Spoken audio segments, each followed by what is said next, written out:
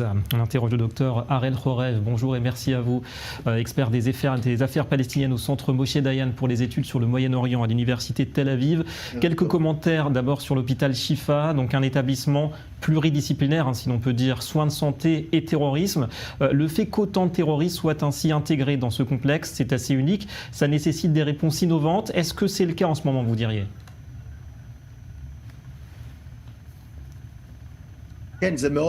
Oui, c'est très intéressant ce que nous avons découvert à Al-Shifa. Écoutez, notre conception au fil des années a été que nous savons qu'à l'hôpital Al-Shifa, il y a un quartier général important de commandement du Hamas.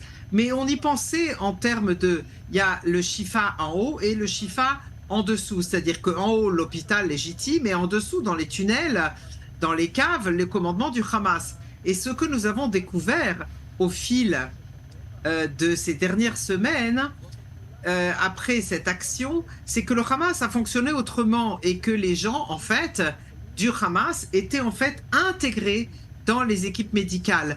Et nous parlons de chiffres invraisemblables. Selon les témoignages que nos renseignements ont trouvés, entre 600 et 1000 personnes du Hamas sont intégrées dans l'équipe médicale, soi-disant, donc déguisés en médecins, comme infirmiers, comme infirmières, et agissent dans les départements de l'hôpital. Donc, comme s'ils faisaient partie des équipes. En plus, nous avons découvert qu'il y avait même une répartition entre les divers départements, entre le Hamas et le djihad islamique. C'est-à-dire, certains départements étaient traités par les commandements du Hamas et d'autres, par exemple, les maternités, étaient entre les mains du djihad islamique. Cette intégration est bien plus compliqué que ce que nous pensions. Et cela amène évidemment l'expression claire à combien, jusqu'où ils étaient prêts à aller en utilisant cette idée de bouclier humain. Effectivement, là, effectivement, on voit que ce bouclier humain est utilisé jusqu'à présent d'ailleurs. On voit aussi la grande efficacité des combattants de Tsahal, mais le plus gros du travail, vous pensez, ce sera à Rafah, parce que effectivement, ça se passe toujours à l'hôpital Shifa, mais le gros des troupes peut-être du Hamas se trouve encore à Rafah.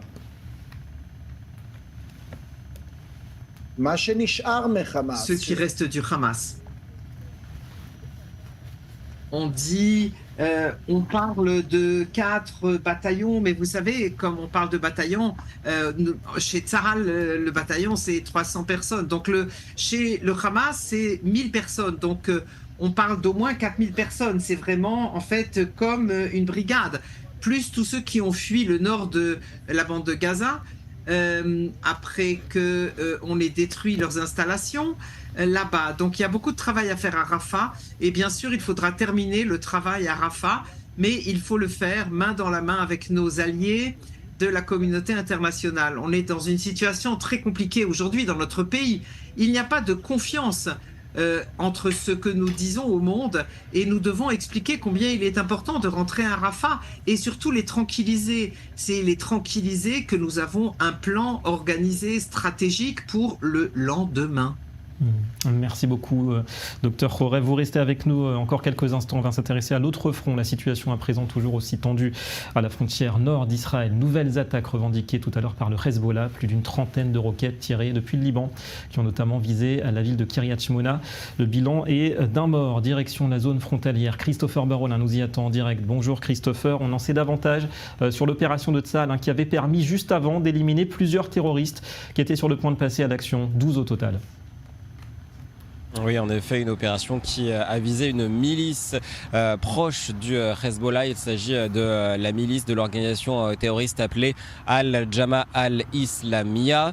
Selon les informations de Tsahal, certains des terroristes de cette organisation s'apprêtaient à franchir la frontière israélo-libanaise et à commettre des attaques donc sur le sol israélien, ce qui aurait déclenché les frappes de l'aviation israélienne, des frappes qui ont visé donc les infrastructures de cette organisation organisation terroriste avec 12 personnes qui auraient été tuées, 12 terroristes présumés. Cette organisation terroriste Al-Jama al-Islamia, elle est proche du Hamas, allié du Hezbollah, et elle est entrée en guerre contre Israël il y a une dizaine de jours seulement après les massacres perpétrés par le Hamas le 7 octobre dernier. Et suite à cette opération nocturne, barrage de roquettes, on le disait, du Hezbollah ce matin, une victime à Kiryat Shmona et une route supplémentaire d'ailleurs qui est désormais interdite au public. Oui, ce barrage de 30 roquettes selon le décompte de l'armée israélienne, 30 roquettes tirées depuis le sud-Liban vers le nord d'Israël par le Hezbollah. Le Hezbollah affirme que c'est en représailles à ces frappes israéliennes la nuit dernière. Et donc, vous l'avez dit, une personne a été tuée à Kiryat Shmona. Il s'agit d'un homme de 25 ans, originaire d'un village druze du nord d'Israël. Un autre homme a été découvert dans le bâtiment touché. Lui s'en est sorti indemne. En plus de cela, il y a eu un drone à Rosh Hanikra, un drone du Hezbollah qui est donc tombé dans cette ville, une ville israélienne proche de la frontière avec le Liban, sur la partie ouest de la frontière. On ne sait pas encore pourquoi il y a eu ce drone. Il y a une enquête qui est en cours et donc vous l'avez dit aussi, cette route qui a été fermée dans le secteur de Margaliot, c'est vraiment en dessous de la frontière israélo-libanaise, une route fermée au trafic civil.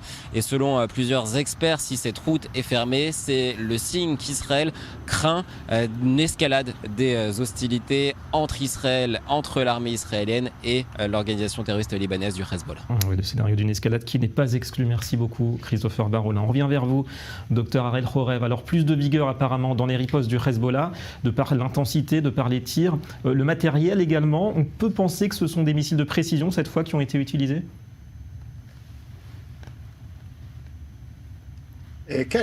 Oui, absolument. Tous les antitanks qu'ils utilisent sont des missiles de précision, en fin de compte, qui ciblent de manière précise.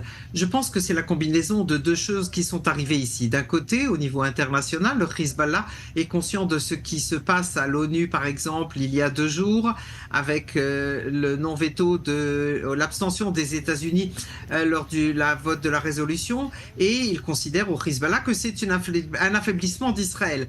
Et c'est donc l'occasion pour eux de montrer qu'ils sont forts, qu'ils n'ont pas peur de la guerre, puisqu'ils comprennent qu'Israël, en fait, à leurs yeux, est faible et a peur d'élargir les arènes de combat. Deuxièmement, il y a eu une escalade ces 2 derniers jours, sans aucun doute, du point de vue des atteintes d'Israël, et le Hezbollah sent qu'il est obligé de réagir. Il y a même eu des tirs sur Deir ez-Zor dans les journaux arabes. On en accuse Israël. On a liquidé un responsable iranien et des membres du Hezbollah très loin Deir ez-Zor des frontières d'Israël. Et cette atteinte que vous avez évoquée de Jama al-Islamia, qui est une organisation sunnite représentant les Palestiniens, du Hezbollah au Liban, et là aussi ils ont été touchés. Vous pensez que le Hezbollah aussi sent qu'Israël est plus affaibli diplomatiquement depuis le fameux vote aux Nations Unies ?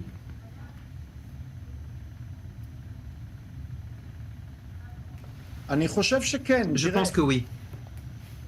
Nous parlons d'un axe